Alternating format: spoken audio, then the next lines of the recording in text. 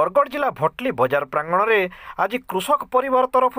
विद्युत बिल एवं धान बिक्री प्रसंग में विस्तृत भाव आलोचना करा जायथिला। बिजुली काटिले आंदोलन करने सभार निष्पत्ति नि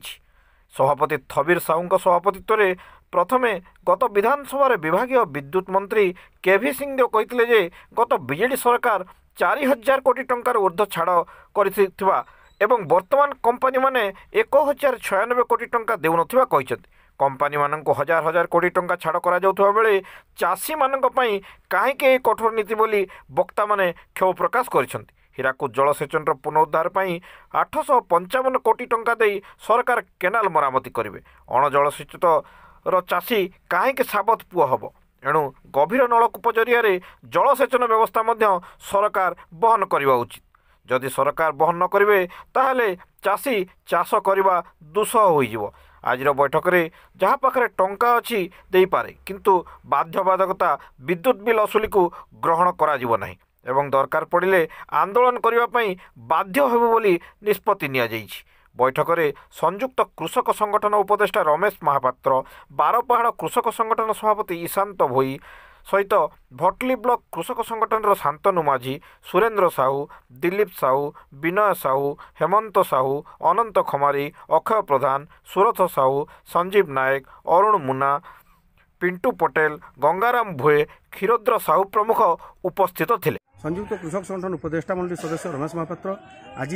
भटली ब्लॉक कृषक परिवार तरफ गोटे मीटिंग बसला। मीटिंग रे इलेक्ट्रिक बिल विषय रे धान बिक्री विषय रे पुंखानुपुंख आलोचना है। इलेक्ट्रिक बिल संबंध में जेन आलोचनाटा है बर्तमान सुधा धान बिक्री पैसा चाषी मान हाथ के नुहे आसे तेल तेणुक डिसेम्बर मास रे पैसा दे न पार्बार लगी सब चाषी प्रकाश करिछन। बर्तमान गोटे टीम होकर सेक्शनल ऑफिस के आमर अनुरोध हो धान बिकी सारा पर जहाँ पार्बू आम चाषी मैंने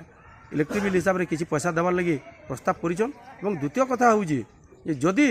जबरदस्ती लाइन काटबे ताले गोटे भयंकर आंदोलन हवा ये प्रकार भी निष्पत्ति होइछे। आमे जेन दाबीटा मूलरू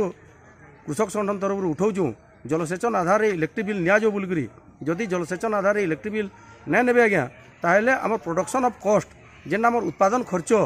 जेन धान हो कृषिजात द्रव्य हो ता बहुत टंका हेबार लगी चाषी मैंने ताके हजम कर नहीं पार्बार, चाषी मैंने ताके ग्रहण कर नहीं पार्बार। एणु चाषी जेहेतु गुटे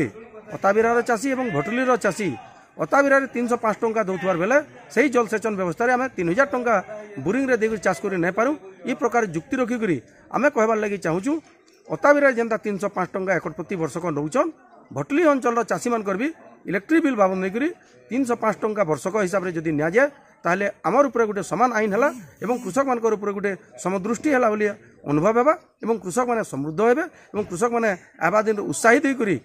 चाषबास करवार लगी अनुप्राणित हे।